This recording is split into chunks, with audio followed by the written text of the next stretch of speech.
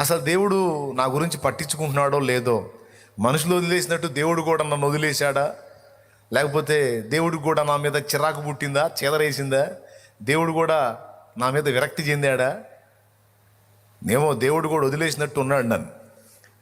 కొంతమంది అంటారు దేవుడు కూడా నా మీద జాలి పడట్లేదు అన్నయ్య అని. అసలు ఆ మాట క్రీస్తు యేసునందున్న ఒక విశ్వాసి అనడానికి వీల్లేదు.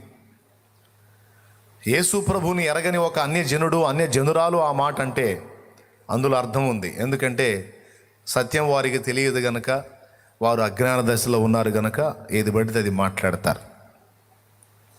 క్రీస్తు యేసునందున్న మనం అలా మాట్లాడడానికి వీల్లేదు అంటుంది వాక్యం. ఎందుకంటే ఎప్పుడైతే నీవు సత్యవంతుని తెలుసుకున్నావో, ఆయన రెక్కల నీడకు వచ్చేసావో, ఇప్పుడు దేవుని నువ్వు ఎరుగుట ద్వారా ఆయన చేత ప్రత్యేకంగా నీవు ఎరుగబడినావు. ఇప్పుడు దేవుడు నీకు తెలుసు, ఇది ఎంత నిజమో దేవునికి నువ్వు ఇంకా బాగా తెలుసు. దేవుని విషయంలో నీకెంత సీరియస్నెస్ ఉందో, నీ విషయంలో దానికి ఇంకా 1000 రెట్లు ఎక్కువ దేవునికి చాలా సీరియస్నెస్ ఉంది. దేవుడు నిన్ను లక్ష్యము చేయుచున్నాడు అని స్పష్టంగా పరిశుద్ధాత్ముడు రాయించాడు. ఈ మాట ఎంతమంది నమ్ముతున్నారు?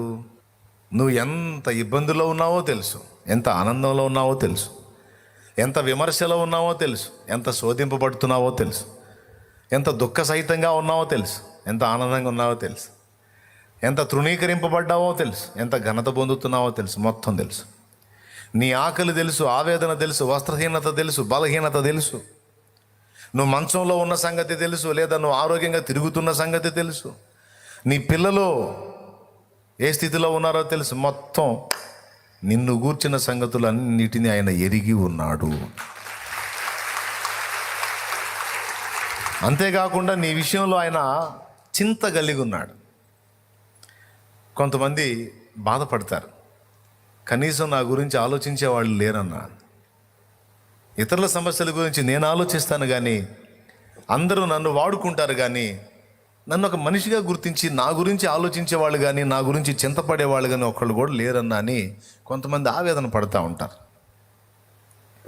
కొంతమంది భార్యలు భర్తల మీద చెబుతుంటారు, ఆయన కోసం అన్ని తిప్పలబడి చేస్తానన్నా అసలు నా గురించి అసలు ఆలోచించడన్నా, అస్సలు పట్టించుకోడన్నా, నేను ఒకదాన్ని ఉన్నానన్న సంగతే పట్టించుకోడన్నా, నాకు ఒక మనసు ఉంది, నాకు ఒక ఆలోచన ఉంది, నాకు ఒక కోరిక ఉంది అన్నది ఏం పట్టించుకోడన్నా,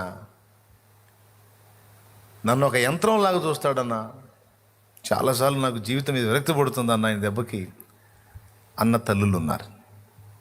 అలాగే పురుషుల్లో కూడా కొంతమంది ఏం బెదరు అసలు పట్టించుకోదా, కష్టపడి వెట్టి చాకిరి తీసుకొచ్చి డబ్బులు ఇస్తానా, ఆ డబ్బులు తీసుకోవటం ఏందో, ఆ డబ్బులు లెక్కేసుకోవటం ఏందో, అవి ఇవి అని వాటి కట్టేయటం ఏందో. అరే నేను ఒకరిని మనిషిని ఉన్నాను, నాకంటూ కొన్ని ఆలోచనలు ఏం పట్టించుకోదా. సరే ఆమె సంగతి తీసే, ఇక మిగిలిన వాళ్ళల్లో పట్టించుకుంటా ఎవరు లేరు. అసలు ఎందుకు బతుకుతుందని అర్థం కావట్లేదు బెదరు అనే బెదర్లు ఉన్నారు. ఎవరున్నారు? బెదర్లు ఉన్నారు. సిట్టర్లు కూడా ఉన్నారు, అట్నే అనే సిట్టర్లు. ఏం చేద్దాం, ఇప్పుడు అందరు ఏడుపు అదే. పెద్దోళ్ళు పట్టించుకోవట్లేదని పిల్లలు ఏడుపు. అసలు మా మమ్మీ డాడీ అసలు పట్టించుకోవట్లేదు అంకుల్. ఏం అంకులు? అసలు పట్టించుకోవట్లేదు అంకుల్. అసలు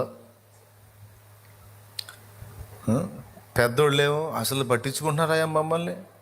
కన్నాం, పెంచాం, పెద్ద చేసాం, అసలు ఆలోచిస్తున్నారా? తల్లి ఒకటి ఉందని, తండ్రి ఒకడు ఉన్నాడు. ఎవరినన్నా గదిలిచ్చు, ఏదో ఒక కోణంలో ఎవరో ఒకళ్ళ మీద ఏడవకుండా ఉన్నామా?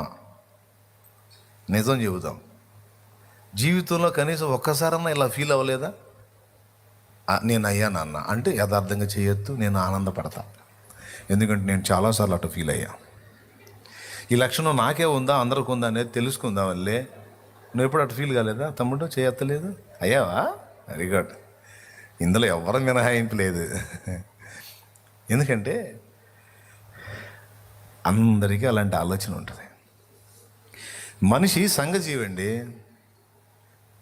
తను ప్రేమ పొందుకునే వాళ్ళు కొంతమంది ఉండాలని కోరుకుంటాడు, తనను ప్రేమించే వాళ్ళు కూడా కొంతమంది ఉండాలని ఆశిస్తాడు. అది న్యాయం.